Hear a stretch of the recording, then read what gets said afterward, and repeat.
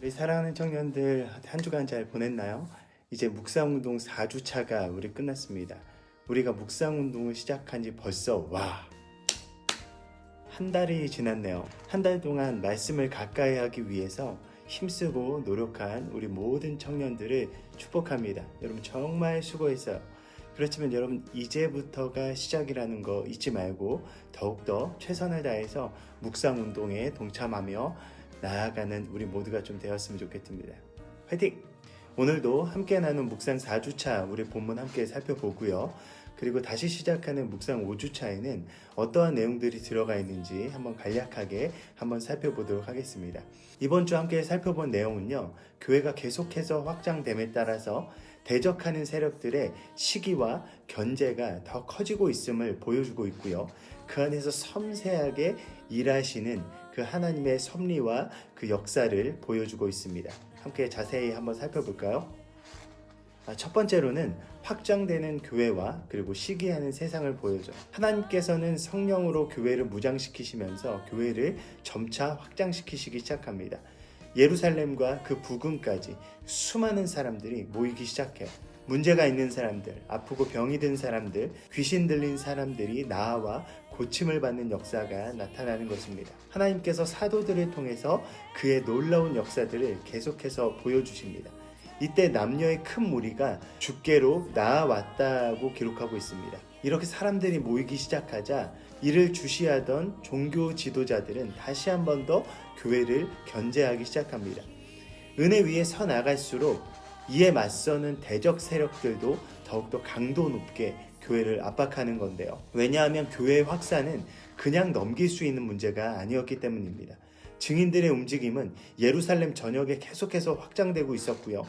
초대교회 성도들의 삶과 신앙은 종교 지도자들에게 불편함과 불안함을 끊임없이 자극했을 것입니다. 예수 그리스도 한 분만으로도 이들은 감당이 안 됐었잖아요.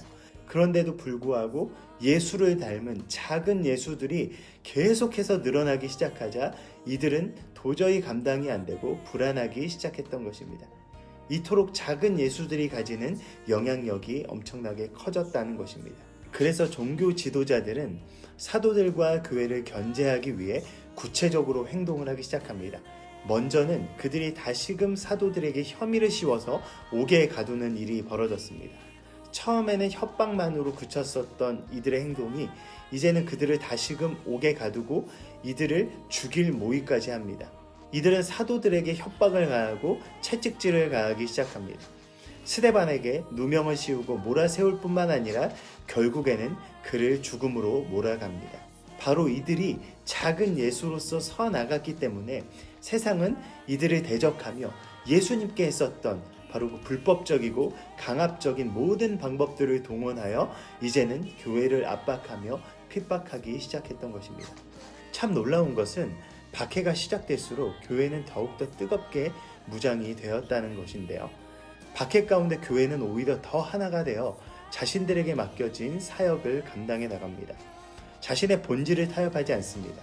하나님에 대한 꺾이지 않는 사랑을 가지고 자신의 모든 것을 희생하는 이웃사랑을 실천해 나가며 그들에게 주어진 복음의 사역을 확장시켜 나갑니다. 두 번째는 사람을 통해 일하시는 하나님을 보여주고 있는데요.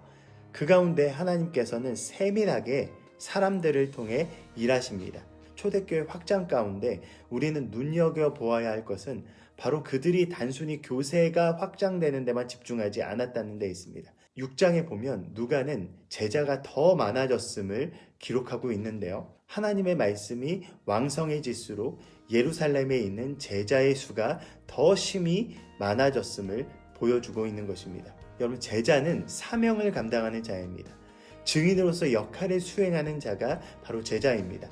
제자만이 제자를 낳을 수 있습니다. 교회가 교회되는 가장 중요한 사명 중에 하나가 바로 제자를 만드는 일입니다. 사명과 역할을 감당하는 자들이 늘어나는 것입니다. 그 본질을 잊지 말고 우리 공동체 또한 어떻게 하면 제자들을 계속해서 만들어갈 수 있을지 계속해서 고민하고 훈련해 나가는 우리 공동체가 되어야 할 것입니다. 그렇게 사람들이 많아지자 교회의 사역을 조금 더 효율적으로 감당하기 위해서 예루살렘 교회는 7 집사를 세웁니다. 이들은 성령과 지혜가 충만하여 사람들에게 또한 칭찬을 받는 자들이었습니다. 이것은 무엇을 의미하냐?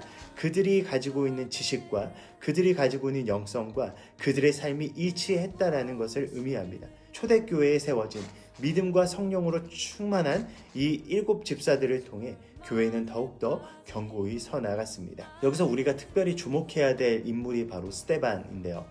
스데반은 선출된 7 집사 중에 한 사람이었습니다. 사도행전 6장과 7장을 전체를 할애해서 스데반이 누구인지, 그리고 그가 공회원들 앞에서 어떤 내용을 선포했는지에 대해서 보여주고 있는데요. 스데반을 한마디로 표현하면 바로 은혜와 권능이 충만한 자였다라고 표현하고 있습니다. 사도들과 동일하게 그의 삶을 통해 기적이 나타났고요. 그의 삶을 통해 흘러가는 하나님의 은혜를 볼 수 있었던 것입니다. 공회원들과 대립하는 그 상황 속에서 스데반의 얼굴은 마치 천사와 같았다라고 기록하는 것을 볼 때요, 스데반은 그의 삶과 그의 인품과 그의 성품을 통해서 하나님의 은혜가 그대로 보여주는 그런 삶을 살았다고 생각합니다. 우리 그 부분은 우리 다음 주에 나눌 6주차 우리 영상에서 조금 더 스데반에 대해서 깊이 있게 한번 좀 다뤄보도록 하겠습니다. 하나님께서는 교회 안에 있는 사람들 뿐만 아니라 교회 바깥에 있는 사람들을 통해서 하나님께서는 일하시는 장면을 보여주고 있는데요. 이번 주 본문에서는 그 인물이 바로 가말리엘입니다. 가말리엘은 5장에서 바로 사두개파 사람들이 사도들을 잡아서 격한 반응으로 이들을 죽이고자 모의할 때 그 사태를 중재시킨 인물이었습니다. 그의 지혜로운 말로 인해서 그 사태는 중재되었고 제자들은 풀려나게 되는데요. 그는 산헤드린 공회원이었고요. 헤롯 대왕의 종교 문제의 조언자였습니다. 그 당시 이스라엘 사람들은 가장 탁월한 학자 7명에게 라반이라는 호칭을 부여했는데요. 이 라반이라는 호칭을 최초로 받은 사람이 바로 가말리엘이었습니다. 바리새파 사람들 중에서 최고의 학자였고요. 바울 또한 가말리엘의 제자였다고 기록하고 있습니다. 중후한 인품과 덕망까지 갖춰서요, 그 당시 유대교의 정신적인 지도자 역할을 감당했었던 사람이었습니다. 그런 그가 사도들이 그 자리에서 죽임을 당하지 않도록 중재를 합니다. 어찌 보면 이 바리새파 사람들 또한 예수님을 죽이는데 앞장섰던 사람들이었고요. 작은 예수들의 등장이 이들 또한 불편했을 터인데 이는 왜 사도들을 도왔을까요? 왜냐하면 하나님께서 그의 마음 가운데 일하셨기 때문입니다. 그는 사태를 중재하면서 이런 제자들의 움직임이 인간적인 움직임이라면 무너질 것이고, 만약에 이것이 하나님께서 하신 일이라면 어떻게 무너뜨릴 것이냐라고 그들에게 이야기했습니다. 어쩌면 그는 예수님의 사건을 보면서, 그리고 작은 예수들의 등장을 보면서 한편으로는 일어나는 이 일들이 하나님께서 하시는 일이 아닐까라는 생각이 들었던 것 같습니다. 그의 고백 속에서 작은 예수들의 등장을 불편하게만 생각했었던 다른 종교 지도자들과의 시각과는 너무나 다른 기대감을 발견할 수 있습니다. 전설에 의하면요, 가말리엘은 비밀리에 예수를 믿었다라고 하고요, 주님의 숨은 제자로서 활동했다라고 전해지기도 하는데요. 중요한 것은 하나님께서 그를 통해 일하셨다는 것입니다. 이처럼 하나님께서는 그의 역사를 만들어가기 위해 많은 사람들을 사용하셨습니다. 지금 이 시대에도 마찬가지라고 생각합니다. 하나님께서는 그의 역사를 만들어 가시기 위해 사람들을 사용하십니다.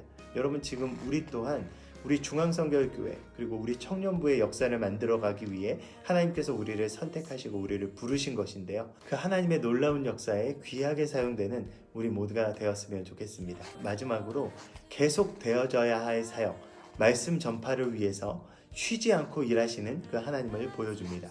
이번 주 묵상 본문에서 하나님께서는 성령을 통해서 계속해서 증인들에게 힘을 주시며 함께 하시는 장면들을 보여주시고 있는데요. 하나님께서 그들을 통해 이루시고자 하셨던 것은 바로 계속해서 복음이 증거되는 것이었습니다.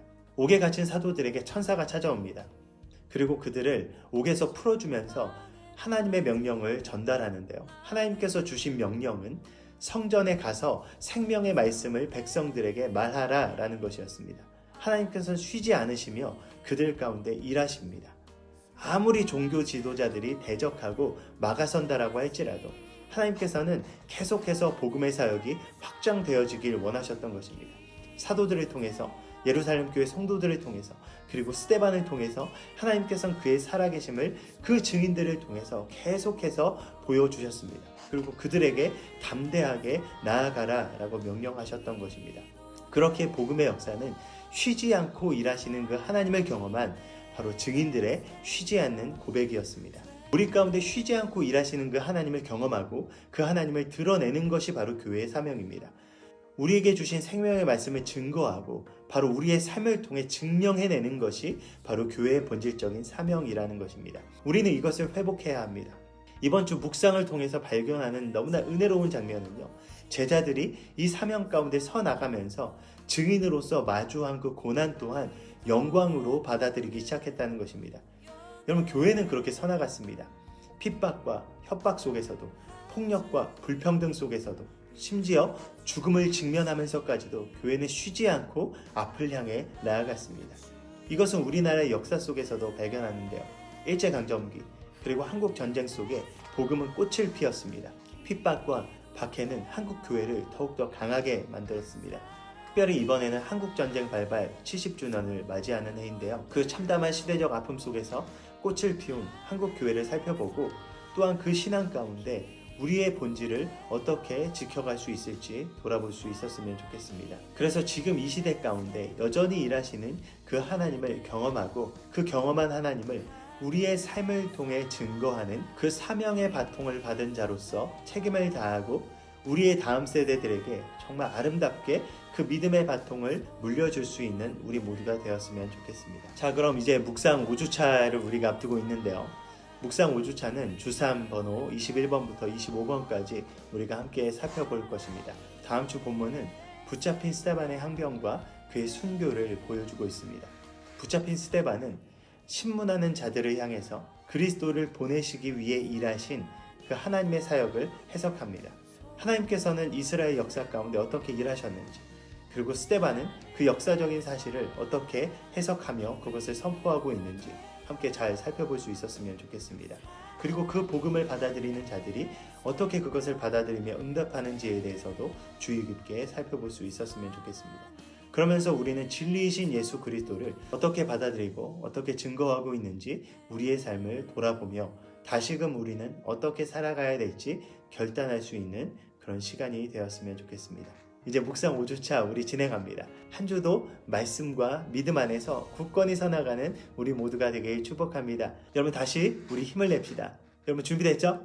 우리 한번 가볼까요? 중앙청년 파이팅! 묵상 운동 파이팅! 예!